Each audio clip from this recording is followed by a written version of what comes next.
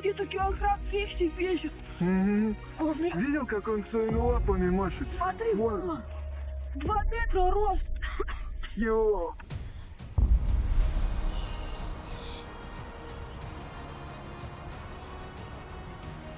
The footage, which looked ordinary, until we hit rewind. What appeared invisible forward revealed a chilling presence in reverse. Watch closely, then decide. Is Bigfoot hiding in plain sight? At first glance, the video showed only empty woods, nothing more than rustling leaves and shadows. But when the team played the footage backwards, an unexplainable figure emerged.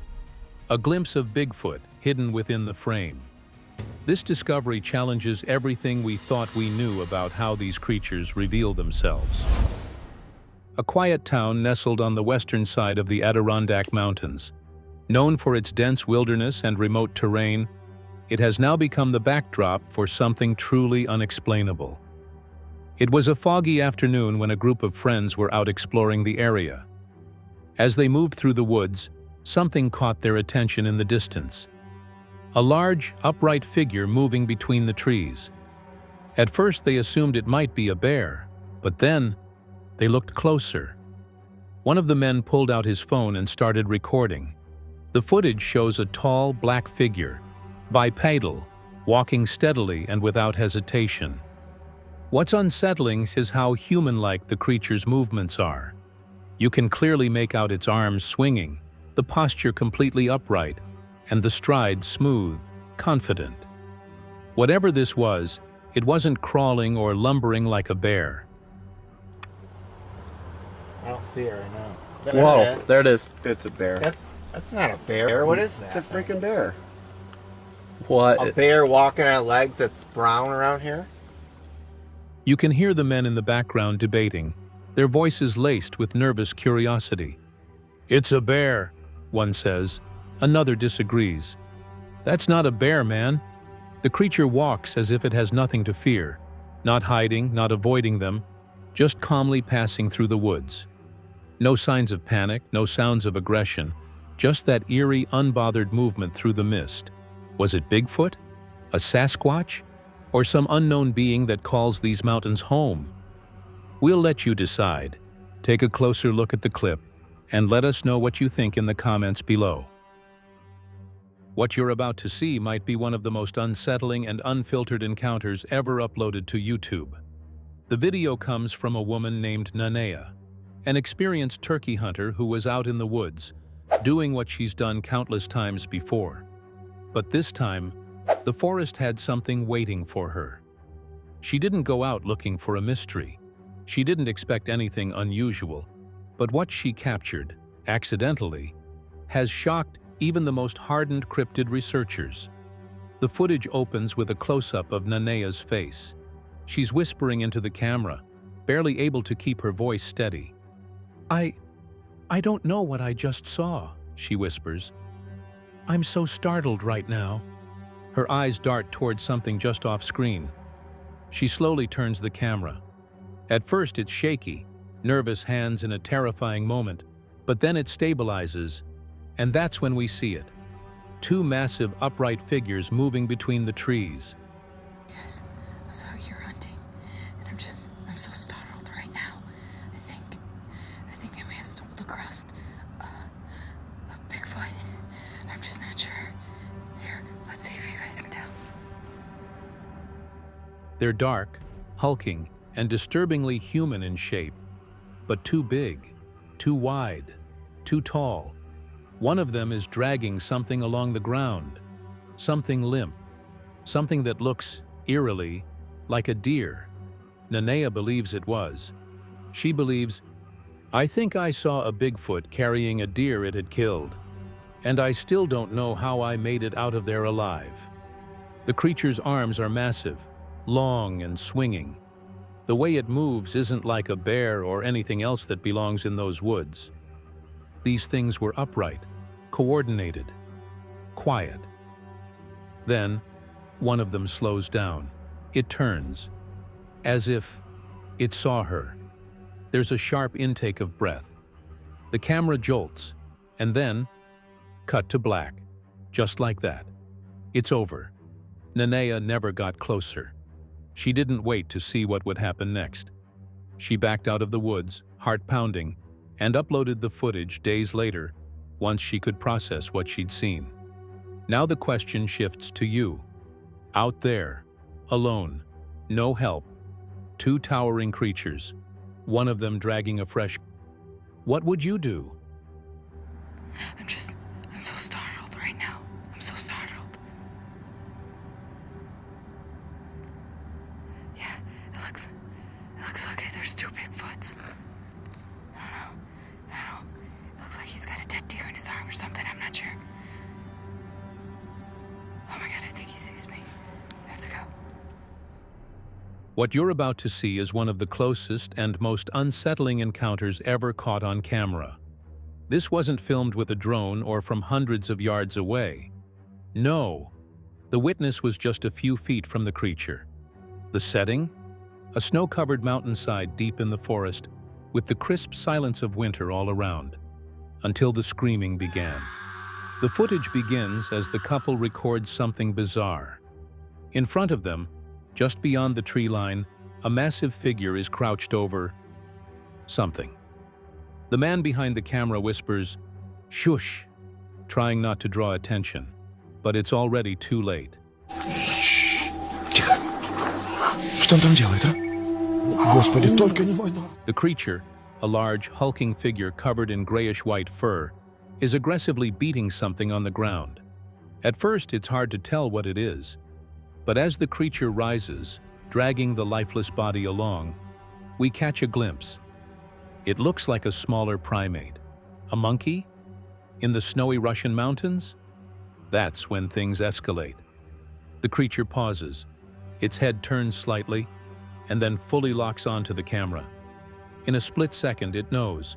It's being watched, filmed, exposed. And it doesn't like that. With a terrifying stance, it charges, dragging the limp body behind it as it barrels forward through the snow like a freight train. The couple starts screaming, yelling in Russian as they scramble backward. The camera shakes violently. The woman's voice cracks. This is raw panic. But then, something unexpected happens.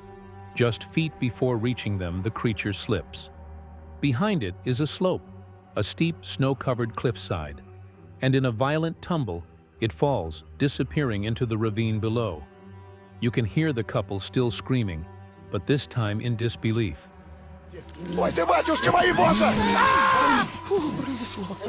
The camera slowly pans to where the beast vanished.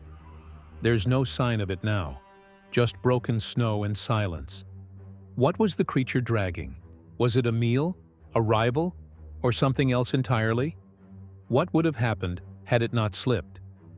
Would the couple have been its next target? We'll let you decide. But one thing's certain. This encounter could have ended very differently. This next piece of footage is being hailed by many as the best Bigfoot sighting since the legendary 1967 Patterson-Gimlin footage. And honestly, once you watch it, you might just agree. We're deep in the woods. Snow coats the forest floor. Tall, dry trees stretch into a pale sky. Everything was quiet until the camera started rolling. The footage begins with heavy breathing and a shaky lens, not your average nature hike.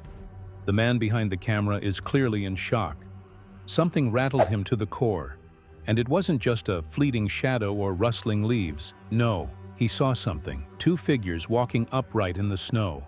He fumbles with his phone, quickly pulling up the camera. He knows he saw them, and now he wants to prove it. Right up ahead of us here. I just saw two figures walking. The camera pans slowly, struggling to focus. You can tell he's scared. His breathing, the tremble in his voice, the slight panic in how he zooms in too fast. But then, just as he adjusts, he catches movement. He pans slightly to the left. And there it is.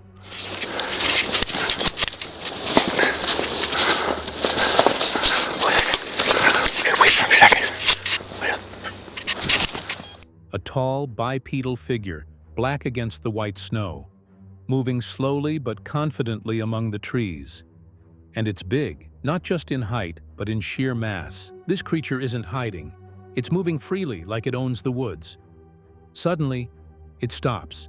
It turns toward a tree, grabs it, and starts swinging it like it's nothing more than a toy.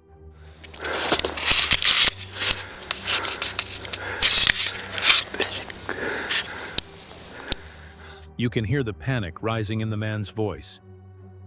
He whispers, "We gotta get out of here. We're too close." And honestly, who could blame him? That wasn't just a random action. That was strength, raw and unsettling. Whether it was a warning, a show of dominance, or simply play, we don't know. But whatever that creature is, it's not just wandering, it's aware.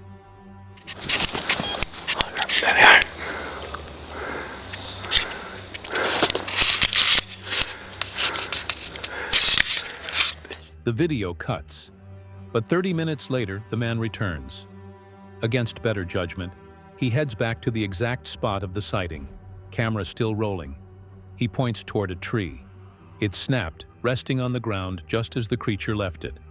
The snow beneath it is marked with massive footprints, long strides, deep impressions, not the kind you'd expect from a human. This thing wasn't wearing boots. It wasn't barefoot either. The print is wide, unlike anything you'd see in your average wildlife tracking guide.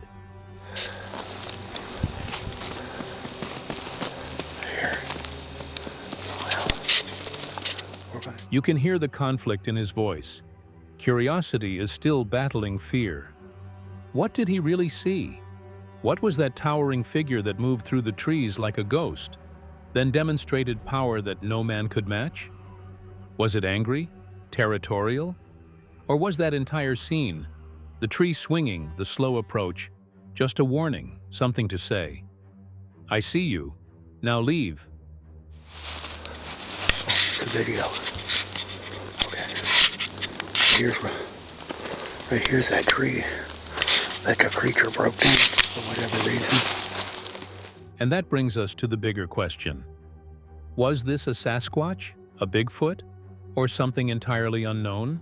We're left with broken branches, giant footprints, and a few minutes of raw, trembling footage that raises more questions than answers.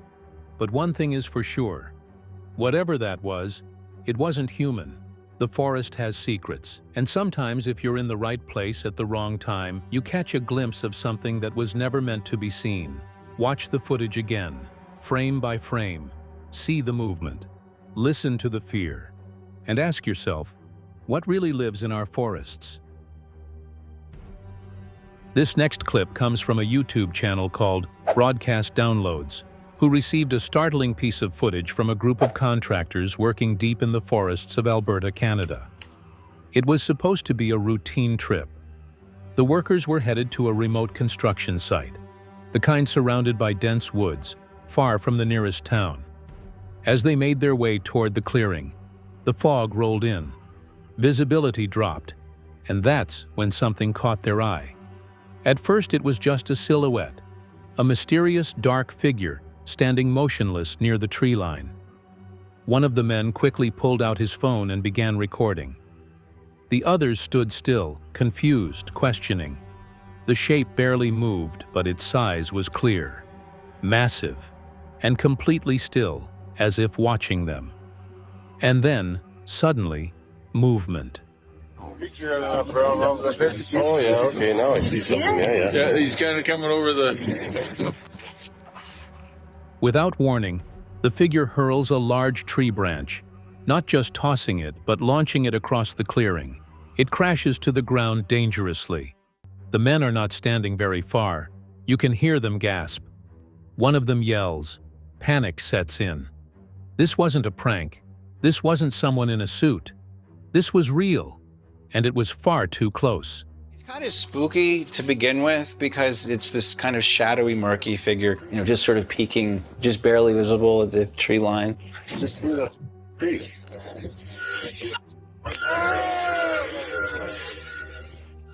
The team later sent the footage in for analysis.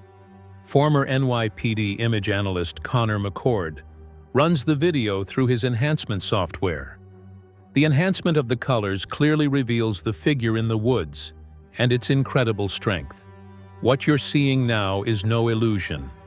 Something was out there, hiding in the mist, and it made its presence known in the most chilling way possible.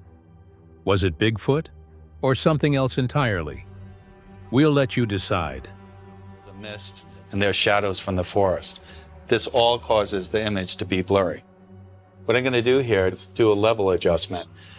It adjusts the brightness and the contrast. There we go. This is our target right here. October 26, 2022.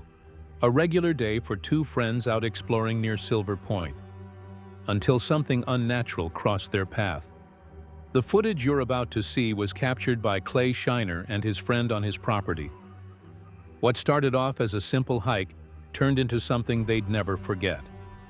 The video begins without warning. Right there, center frame, is a massive upright figure. It's hard to make out at first. The fog wraps around the trees like a veil, muting every detail. But look closer. Something is moving. Slow, deliberate, heavy. Do you see that? Do you see that? I'm afraid. The creature is bipedal. Its arms hang long, and it carefully grips the tree trunks as it makes its way through the tree line. Each step is placed with intention, as if it knows it's being watched. Clay's voice breaks the silence from behind the camera. "Do you see that?" he whispers, voice trembling. "I'm afraid." You can hear the uncertainty. They didn't go looking for Bigfoot, but they may have found it. The figure lumbers forward, moving almost like it's injured, or simply cautious, grabbing trees for balance or cover. Oh my God. Oh my God.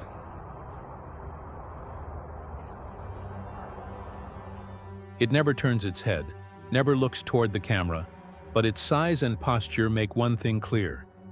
This isn't a bear, and it's not human.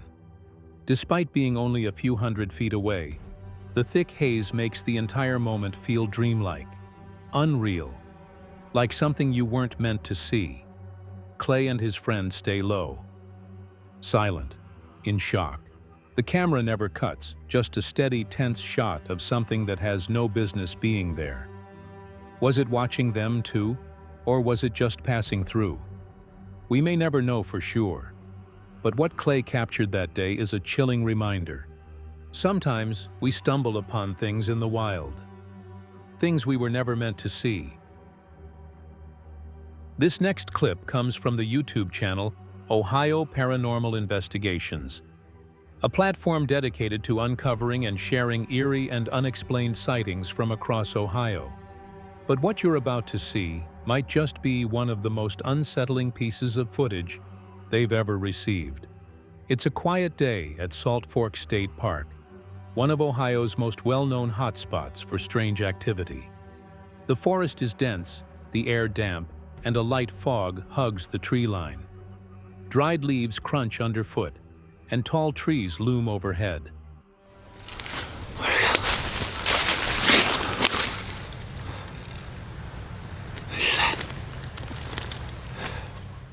The video begins with a wide shot, and then movement. Something large, something not quite human. Partially obscured by the trees, a tall, dark figure shifts in the distance. You can hear the man filming, a fisherman, not a hunter, breathing heavily. There's fear in his voice, unease, maybe even sorrow. He wasn't looking for trouble. He came to fish, not chase monsters.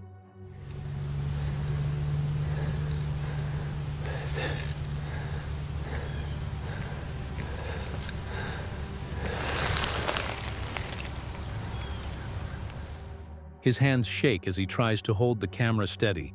He zooms in as trying desperately to lock on to the figure. But in the thick of the trees and fog, it's hard to make out. 1 second it's there, the next, it's gone. The man whispers something under his breath. He's rattled. And who wouldn't be? This isn't a man looking for fame.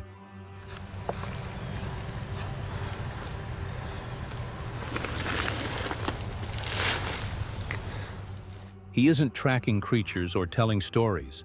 He simply stumbled upon something bizarre, something big, something that moved like it didn't belong among us. Was it Bigfoot? Was it something else entirely? Or was this just another trick of the forest? An illusion cast by the fog and fear? But the question that lingers isn't just about what he saw. It's about why these things keep happening in this forest. Are our parks and trails home to something ancient? Something hidden? Watch the clip again, listen to the sounds, feel the tension. And ask yourself, did this fisherman really capture a Bigfoot on camera? Or did something want him to see it? Let us know your thoughts.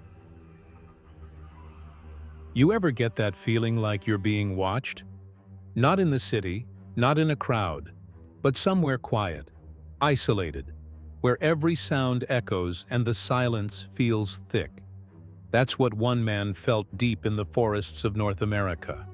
He wasn't out there for anything special, no research, no hunting, just a breath of fresh air, far away from the static of city life.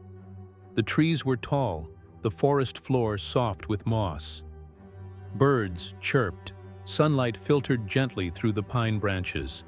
Everything felt normal, until it didn't. The man had stopped for a sip of water when something shifted at the edge of his vision. He turned slowly, and that's when he saw it.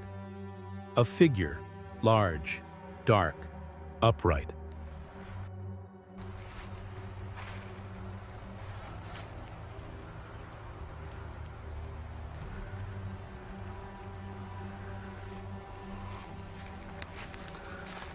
It's crazy.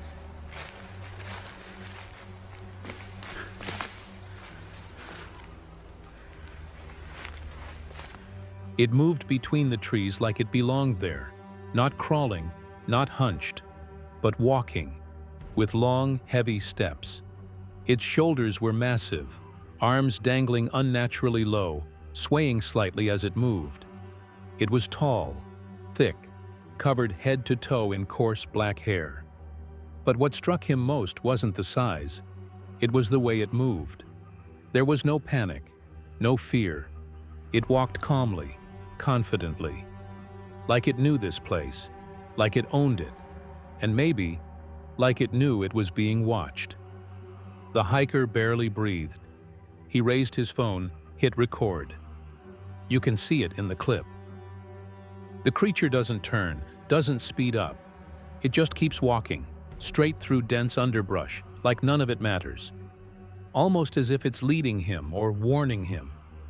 The man whispered to himself, "This isn't right. I'm not supposed to see this." And maybe he wasn't. For years, legends have whispered about creatures in these woods. Bigfoot, Sasquatch, forest giants. But they always vanish before we get proof. Every photo is blurry. Every video is shaky. Every witness is left with more questions than answers. But what if it's not just one? What if they're out there, many of them, watching us from the shadows, walking the same trails, hearing every twig we step on, smelling us long before we know they're there? Every year, hikers disappear, campers vanish, some are found, most aren't. And the forest never says a word. So next time you're alone in the woods and the wind dies, the birds go quiet, and your gut tells you to turn back, maybe listen, because whatever's watching you might not be human.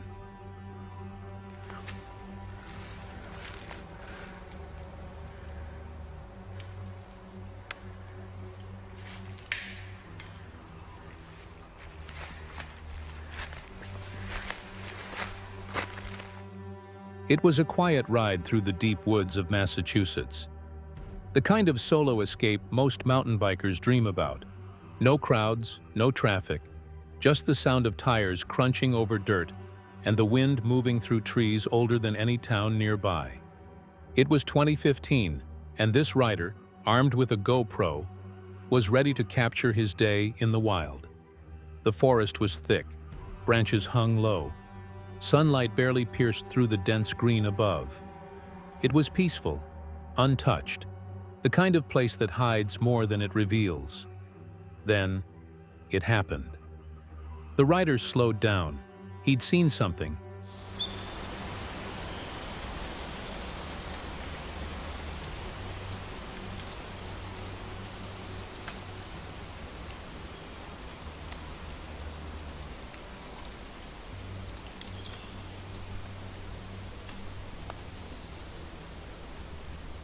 Just off the trail, between the trees, movement, small, quick, but not in a way he could explain. It wasn't a deer, it wasn't a rabbit, it wasn't anything he'd seen on these trails before. It moved differently. He pulled over. The GoPro picked up the tension in his breath, the way the camera began to shake slightly in his hands. His voice dropped to a whisper. And then, a flash. A figure darted between the trunks, covered in hair, low to the ground, upright. It didn't crawl. It didn't hop. It ran, on two legs, like a child running through the woods, but wild. He panned the camera, tried to zoom in, but the thing had already vanished into the undergrowth, moving like it knew the land, knew how to hide, how to disappear before anyone got a clear look. Some might laugh and say it was a baby bear, but when you watch the clip, when you pause it, frame by frame, you see something else. The posture, the proportion, the strange grace in its movement, something that doesn't add up.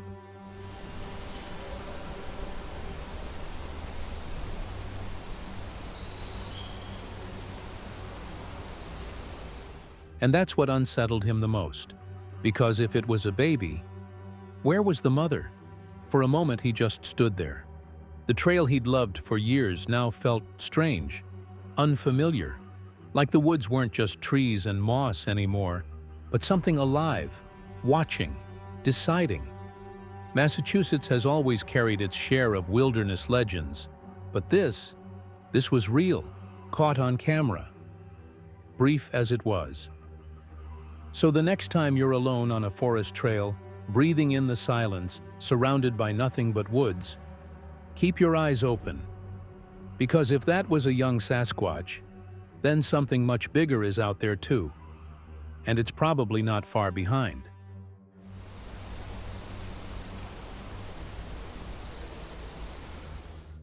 British Columbia, the Tantalus Range, remote, jagged, icy. It was July 2nd, 2020, a clear summer day in the high alpine. Wildlife biologist Miles Lamont was hiking near Squamish, Canada, when he noticed something unusual.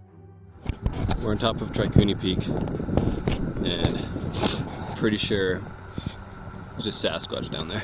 Oh my god. I can't really see it very well. There's this little black dot walking in the middle of the snow, in the middle of nowhere. High above the valley floor, near 7,000 feet elevation, a tiny black figure moved across a snowy ridge. From that distance, it looked like a speck. But it wasn't still. It was climbing. Fast, upright, deliberate. Lamont caught it on film, puzzled. "If that's a human," he said. Why would he walk up that way?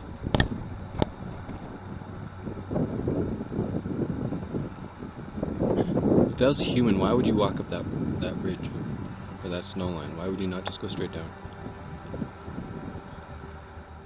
Why would they be walking up that ridge? No one hikes uphill into the cold unless they have a reason. And certainly not without gear. No backpacks, no snowshoes, no visible equipment. Just a lone, dark figure moving across deep snow as if the terrain didn't matter. Lamont, an experienced outdoorsman and wildlife biologist, had seen plenty of backcountry travelers. Good thing we brought beers. We could lure him over here. Dude, that's bizarre. This wasn't like any of them. His voice in the footage carries a strange mix of curiosity and tension. He even jokes, maybe if we had a few beers we could lure him over. But he's unsettled. This was not quite like any of those, he later said. It was a bit different. The video stirred up waves online. Debates erupted. Was it a person? Or something else? We're in the middle of nowhere right now. Like, I don't know how high we are, but we're probably close to 7,000 feet. 6,500 maybe. That's when a man named Peter Tennant, or Ridgewalker Pete, stepped forward. He claimed the figure was him. A solo hiker from White Rock, BC, Pete said he had been in the area that same summer. No pack, no snowshoes, just an emergency locator. He was exploring. Simple, harmless.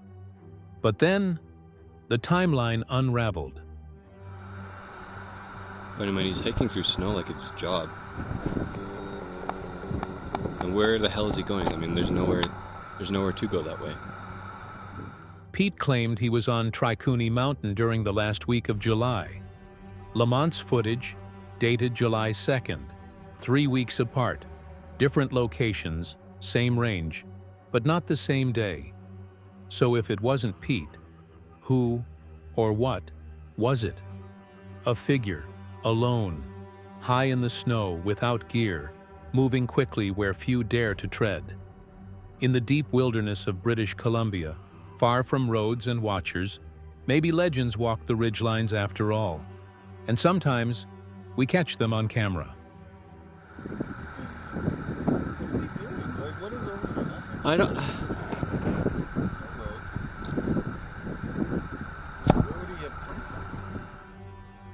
The YouTube channel D-Max UK is known for its bold explorations into the unknown.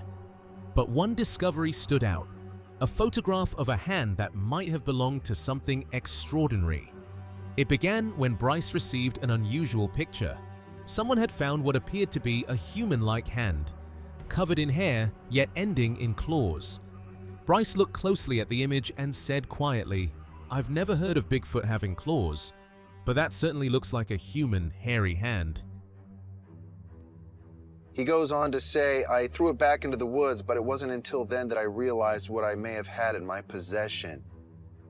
You know, I've never heard any cases or people describing Bigfoot with claws, but I mean, that certainly looks like a human hairy hand. I think this is worth showing to the team.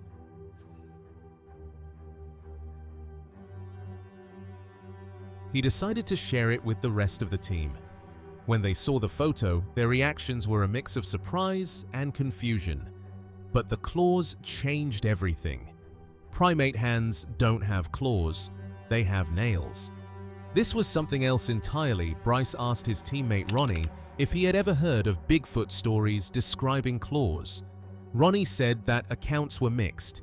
Some people claimed Bigfoot's hands looked human, while others swore they had claws for protection or climbing. No one really knew. The mystery deepened, and Bryce decided more research was needed. Whoa. What? Yeah, strange, right? If you stop short of the claws, it actually looks like a human hand. Yeah.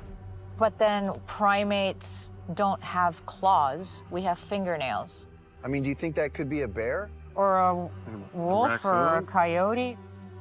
We're thinking this thing is bigger than what it is. I mean, this could be a raccoon's hand, right? If you look at the knot In the on the bag. plastic bag, it gives you a slight reference. So it does look big. The crew moved into the forest, following a faint trail that looked like something large had passed through recently. As they walked, they looked for signs, footprints, broken branches, or even nests. Researchers believe Bigfoot may build two types of structures: nests made of woven branches and tree formations bent and arranged in strange patterns. These, some say, could be markers or signs of communication. These are large branches, or sometimes entire trees arranged in unnatural patterns. Oftentimes they appear like teepees, but have been reported to take on a variety of shapes. There are several theories as to what purpose they serve. When it comes to tree structures, there's some different schools of thought. A lot of researchers, including myself, believe they're a form of communication. These are almost like road signs. Then came a smell, sharp, musky, like wet fur. One of them whispered, "That's bear." The team froze. They realized they might have wandered too close to a bear den hidden in the rocks. For a moment, the mission shifted from mystery to survival. Still, the question lingered in everyone's mind. What was that hand? Human, animal, or something that lives hidden in the woods, just out of reach, waiting to be found? As I got closer, that smell got real strong. Yeah. We seem to have stumbled upon a bear den on the trail, and it has me on high alert. I'm waiting for something to pop up right behind those rocks. We've been at this for hours here. Yeah. And this trail seems to go on forever. We are up against an incredibly dense population of black bears here, and we can see that this trail goes on for miles and miles. Why don't we call it a night? It's just too dangerous. Can't keep going. Deep in America's wild forests, where shadows hide secrets, Bigfoot sightings spark fear and wonder. Robert, shaken by his own 2024 encounter, digs into 3 chilling video clips that might prove Sasquatch is real. From thermal shadows in Washington to a leaping giant in Russia and a forest stalker in Oregon, these moments shared on Cabin in the Woods, backed by tracks and expert eyes, challenge doubt. Are these fleeting glimpses the truth we've been hunting? In Grays Harbor, Washington, on October 30th, 2013, John and Ben Brown borrowed a FLIR thermal camera from the Olympic Project to hunt for Bigfoot on their land. That night, just before midnight, they caught a 7-foot, 4-foot wide figure glowing hotter than the nearby cow, but distinct in shape. Tracks, 16.5 inches long, were cast at the site, matching reports of howls and twisted trees. Skeptics point to the camera shutting off, but the FLIR manual notes battery display issues with non-rechargeable cells, explaining the cutoff. Phil Poling, a skeptical investigator, mapped the scene and admitted it could be real. The figure's stillness, a known Sasquatch trait, and lack of profit motive make a hoax unlikely. In Russia's Adygia Republic, January 2015, amateur Yeti hunters filmed a tall, dark figure leaping through snowy woods. Its long arms and flexing back muscles, visible in zoomed frames, defy human motion.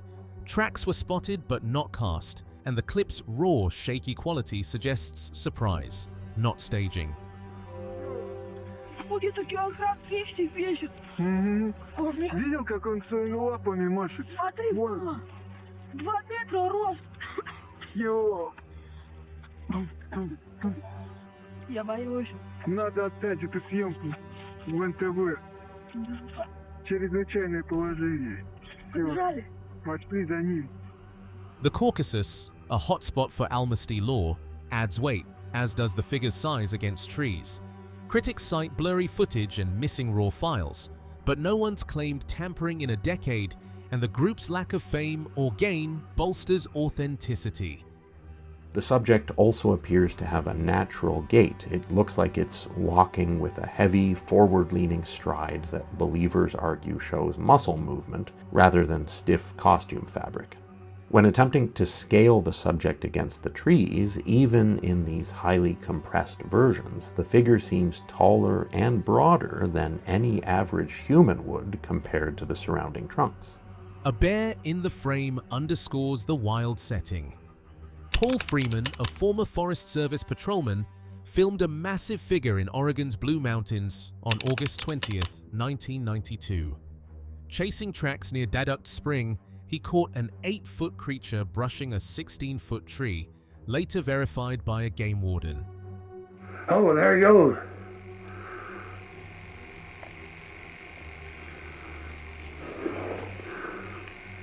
Jesus. Freeman's casts, showing dermal ridges and mid-tarsal breaks, stunned anthropologists like Dr. Grover Krantz and Dr. Jeff Meldrum, who called them too detailed to fake. And so I'm looking at this stuff and I'm thinking, how could it possibly do this? There's too much anatomical detail, which, as I would describe, point out the things that were impressing me. It was like, he didn't have a clue what I was talking about. Critics question Freeman's past and the shaky footage, but his wilderness expertise and years of evidence collection counter hoax claims. The figure's fluid gait in rough terrain resists costume mimicry. These clips, tied to tracks, expert analysis, and raw context, stand firm against doubt. No fame or fortune drove these witnesses, only a quest for truth. As forests whisper and cameras flicker, one question lingers: is Bigfoot closer than we dare believe? In the foggy depths of Washington's Gifford-Pinchot National Forest, where creeks roar and ancient trees whisper warnings, a chill hangs heavy. Yakima natives call it Skookum Valley, as shown on Salish Sasquatch, and warn people to stay out. Here, campgrounds buzz with Sasquatch hunters, but silence falls when something stirs. Last Christmas Eve, 2 hikers vanished into the wilds, their bodies found miles from their truck, sparking whispers of more than bad luck. Up here were the 2 hikers on December 24th, Christmas Eve last year.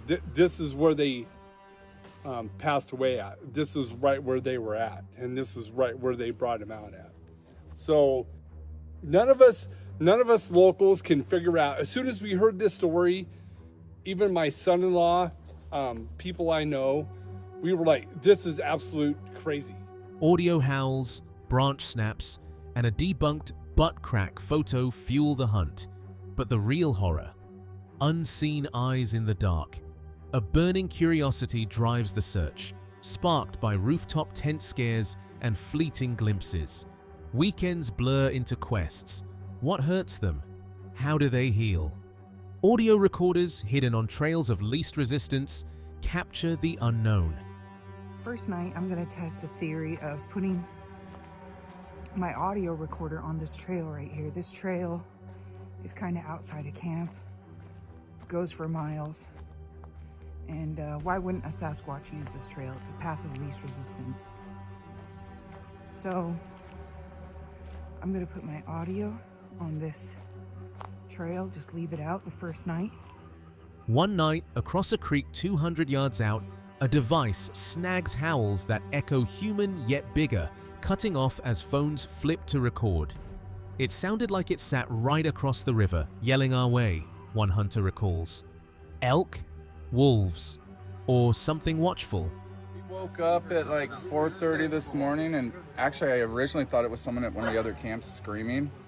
And then I started thinking maybe it was a wolf or something, but it sounded kind of human-like but bigger. And then when my wife went out to go to the bathroom, I came out and you could tell it was basically it sounded like it was sitting right across the river, like yelling this way. And then as soon as I got my phone out to record, it stopped. Went for an hour straight though. Dawn breaks with unease. Logs climb to remote stumps. Trail cams primed where a prior setup caught a prowler circling, then bolting with the device. Creep factor spikes near the hiker's fate. December 24th, 2024. 2 men, 59 and 37, parked here for a day visit. Dressed wrong for winter, they crossed a flood stage creek, freezing, thigh-high, then plunged through a blowdown no sane soul would. Separated on a ridge 700 feet apart, bodies taken out by ropes and chainsaws through brush. We had just a little skiff of snow on the ground, and these guys were not dressed for winter conditions. They were dressed for a day visit, which was their plan. Yeah, just a day visit. So they had parked up here in this area, and they went down this road right here. And if you guys want to look down there. You want to go that way? They were found about 2 miles from this location. Coast Guard from 120 miles away airlifted them via FLYR, silencing locals. No names released, no why they came answers. FedEx workers from Portland, Bigfoot seekers. The valley's secrecy screams cover up. Because there's not too many people other than locals that know about this and what's around here and what's going on in this valley. I heard that they worked for FedEx out of Portland, but one guy was 59, one guy was 39 or 37, something like that. The whole thing is just kind of bizarre about really what happened in here. Whispers turned to speculation. Wrong calls lured them. Natives shun this spot for a reason. No birds, no crickets, just cracks, 3 in a row. Audio yields a rain-soaked howl, analyzed by a military cryptolinguist as high-probability Sasquatch. Resonant, too loud for owls, thriving when humans hide indoors. Metallic clangs echo from afar, defying distant camps. They weren't dressed for it. I haven't heard any animals at all here. No, there's no sound at all in here because this valley. Factor here for sure. I was told there's a certain creep factor here for sure. Something's not off. Yeah. Because I haven't heard a bird, haven't heard any crickets, I haven't heard. But we did hear cracks when we came in, didn't we? Yeah, we heard three different cracks. That doesn't surprise me. Off to your left, no squirrels. The hunt presses on. A butt crack photo, dark shape downhill amid branch breaks, draws a return. Zoomed by an accidental snap from a video switch, screamed Sasquatch. But boots hit ground, a stump plain as day. Always check. They laugh. Though the whisper in the woods mid-hike chills spines. Nearby, an X of high broken trees balances unnaturally, hinting deliberate design. Creeks yield no prints. A walk through water?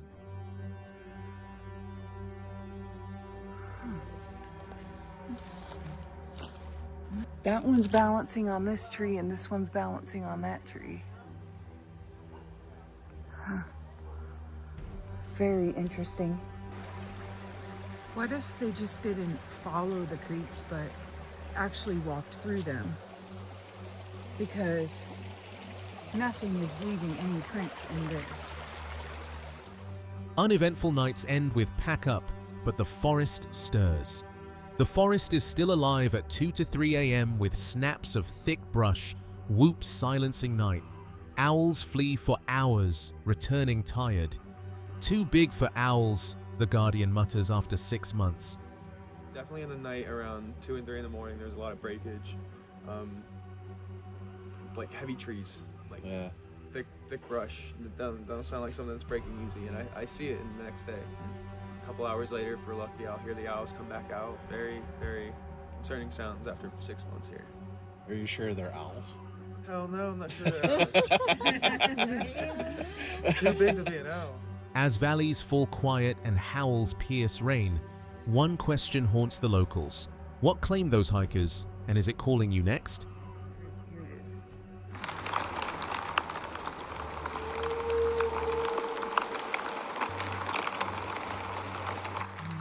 But he believed that was a Sasquatch. What I find is interesting is that it's during rain. So was my vocal that I caught in March. It was during rain, like they feel comfortable or something. Our next story begins with a father and his son, Jack, seeking a peaceful retreat at a secluded campsite far from the rest of the campground. They arrived in the evening, set up their campfire, and settled into their familiar routine, expecting a relaxing night under the stars. We got there probably about 7:30 that night. Jack and I were very relaxed. We had our campfire going. We were settling into our normal routine.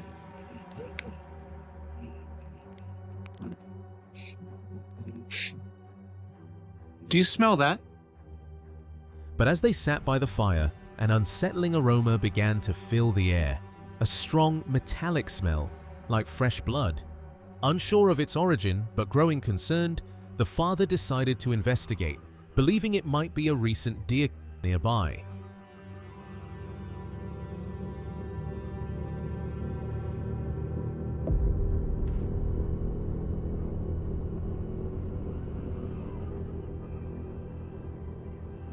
It was very odd. As a note of transparency, I'm not a kind of person that I get feelings in the woods. I'm not that person that says, I feel like I'm being watched. But I started smelling that blood, and I started for the first time ever getting a creeped out feeling. In a heart-stopping moment, he turned back towards the camp and froze. His son's eyes were wide with terror. Standing behind him was a massive black humanoid figure that towered over him, its form so large it nearly blocked out the light from their campfire. At that moment in time, he turned and looked at me, and his eyeballs went boom. I turn around, I see my dad, and behind him was this very large black humanoid figure. It almost entirely blacked out our campfire. When something that's 9-10 feet tall, weighs almost 1,000 pounds, is no more than 10 feet away from you, it's scary. The creature was no more than 10 feet away, a silent, menacing giant that could have ended his life in an instant. Yet, it did nothing but pass by them and disappear into the darkness. Stunned and terrified, they began searching for any sign of what they had just witnessed. We started looking around for evidence like footprints or tree breaks, structures. We saw behind the brush pile where long grass had been pressed down, like something had been squatting there watching us. And we figured out that it had been crouching down behind that brush pile, waiting for us to move out of the way or leave. It would have had to have been very close to our campsite. Their search led them to a large brush pile right next to their campsite. Behind it, they found long grass pressed down, revealing the spot where the creature had been silently watching them. The father, now deeply concerned for his son's safety, knew they couldn't stay a moment longer, but the nightmare was far from over. Over there. I popped my spotlight on and I just shined it up into the woods in front of me, and probably 35 feet away, I see these two big blue eyes looking at me from between two trees. As the father shined his spotlight into the woods ahead, light hit two large blue eyes staring back at him from between the trees. In a moment of terrifying curiosity, Jack ran after it into the darkness. What are we doing? Hey, Jack! And I ran after it to try to see it myself. I was really terrified at that moment, but I wanted to go investigate and see what I could find. So I'm hollering, Jack, Jack. There's something out here, predatorial in nature, that it is not afraid to kill. Overcome with panic, the father screamed his son's name, desperate to get to him before the creature did. As he finally caught up to Jack, who breathlessly described seeing the creature's massive back and shoulders as it darted away. He goes, Dad, I saw it. And I said, what did you see? And he's described the back side of the creature, shoulders and the upper back, as it darted into a brush line leading into the forest. Though they managed to escape physically unharmed, the psychological scars of that night would surely remain. The sheer size and proximity of the creature left them with a chilling understanding of their own vulnerability in the wild.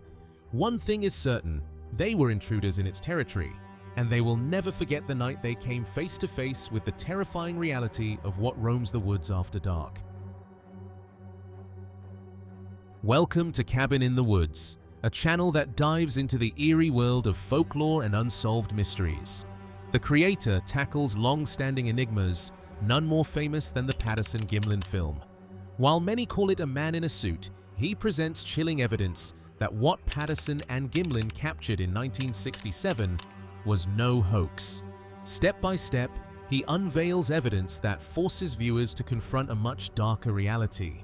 The analysis begins by challenging everything we know about human movement.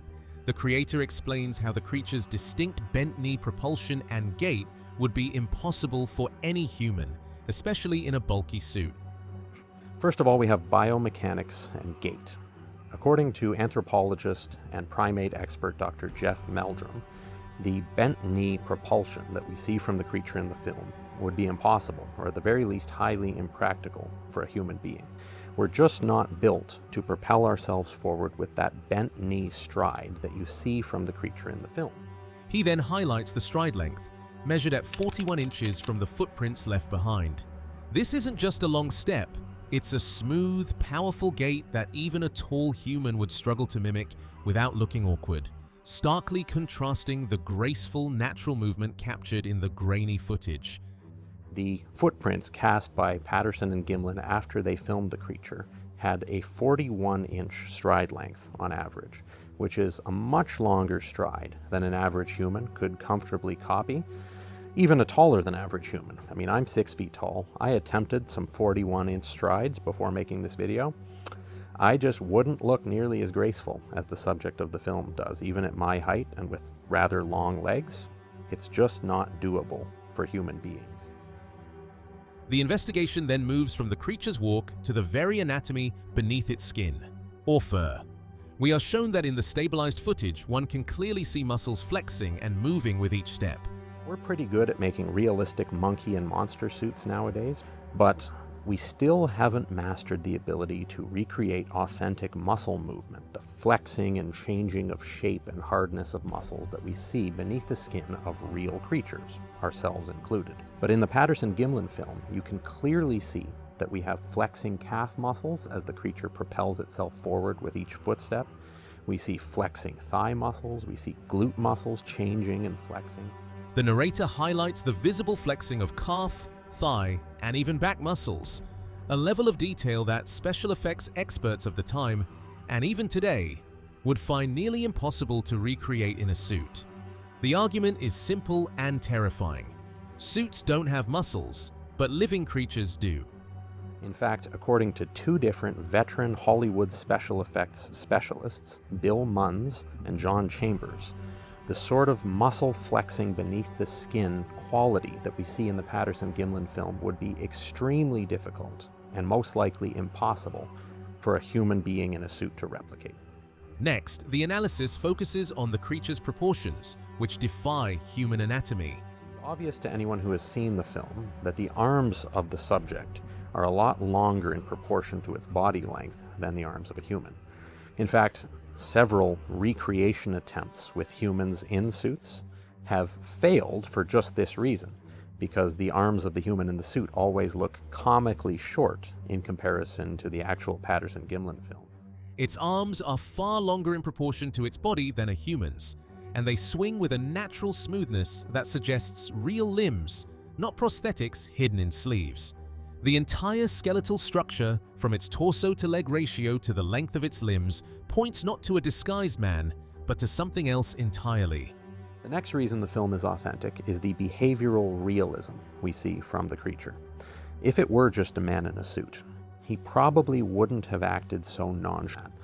But instead, we have this creature slowly, nonchalantly walking away from the camera, turning once to glance back at the men filming her. The most unsettling evidence lies in the creature's behavior. This isn't the act of an actor playing a monster. It's the instinctive response of a wild animal caught off guard, viewing the humans not as a threat, but as something to observe before slipping back into the safety of the wilderness. To put it another way, the creature's body language in the film doesn't seem forced. It seems natural. It really does appear like an animal in its native environment, moving easily and comfortably through that environment. Finally, the creator dismantles any lingering doubt by listing the numerous respected scientists, physical anthropologists, primatologists, and biomechanics experts who have studied the film and concluded that the subject is a genuine, non-human primate. Dr. Grover Krantz, Dr. Jeff Meldrum, who we already mentioned, Dr. Dmitry Donskoy, Dr. Esteban Sarmiento, Dr. John Napier, and Dr. Henner Fahrenbach, 6 solid pieces of evidence for the Patterson-Gimlin film's authenticity. The weight of this expert testimony transforms the film from a piece of folklore into a potential scientific document. The video leaves us with a deeply unsettling conclusion, but the evidence presented points to a far more disturbing truth. We can debate the footage forever, but the question remains, what happens when it's not on camera, but standing right in front of you? The sighting happened by complete accident. It was never part of the plan. On their way home from a week-long Bigfoot expedition in Colorado, the Rocky Mountain Sasquatch organization planned to return through Spanish Fork, until a massive wildfire shut down the entire canyon. Traffic was diverted up Indian Canyon, a route they never use. And that single reroute became the reason one of the most startling encounters in their history occurred. As they drove upward, stuck behind diverted traffic, Kelly noticed 3 trucks on the roadside, each towing boats, with several people standing beside them, clearly confused and trying to figure out a new way home. Jenny was driving. Kelly was resting, exhausted from the expedition. But then, out of nowhere, he saw something across the draw. A massive, dark figure standing upright, nearly level with their line of sight. Kelly immediately recognized what he believed was a Bigfoot, around 9 to 10 feet tall, pitch black, broad with long legs and a domed head. It stood partially concealed by brush, staring directly at the people with the boats. From their angle, the people couldn't see it, but Kelly could. He started shouting for Jenny to pull over. At 45 to 50 miles per hour, she couldn't stop immediately. And by the time she reached the next turnout, Kelly grabbed his camera, jumped out, and sprinted back toward the sighting. But the creature had vanished. He scanned the mountainside, filming the entire time, hoping the camera would catch what his eyes no longer could. As he approached the spot where the boat crew had been, he realized they had already packed up and driven off, completely unaware of what had been watching them. Kelly had seen it clearly for 5 to 10 full seconds before it disappeared. He could see the gaps between its legs, both arms, and its wide frame. From his angle, it was completely visible. From theirs, it was naturally hidden. In the following days, multiple confirmations came in. A tanker truck driver reported seeing a similar giant black figure on the opposite side of the pass during winter. A Portals to Hell episode featured a rider in nearby Duchenne who saw and chased a nearly identical creature months prior, a large black Bigfoot that outran his horse. Kelly and Jenny later returned to the site, combing the mountain for signs. Nothing explained what Kelly saw, except the possibility that the fire, the diversion, and timing all forced the creature into the open. A perfect storm for a brief but unforgettable encounter. Bigfoot is more than a legend. It is a presence that leaves its mark on those who witness it. As the forest falls silent once more, one question lingers. What else is out there? Watching, waiting, just beyond our sight. If you believe Bigfoot is out there, drop your thoughts in the comments. And don't forget to like, subscribe, and hit the bell icon for more terrifying encounters that'll make you think twice before stepping into the woods.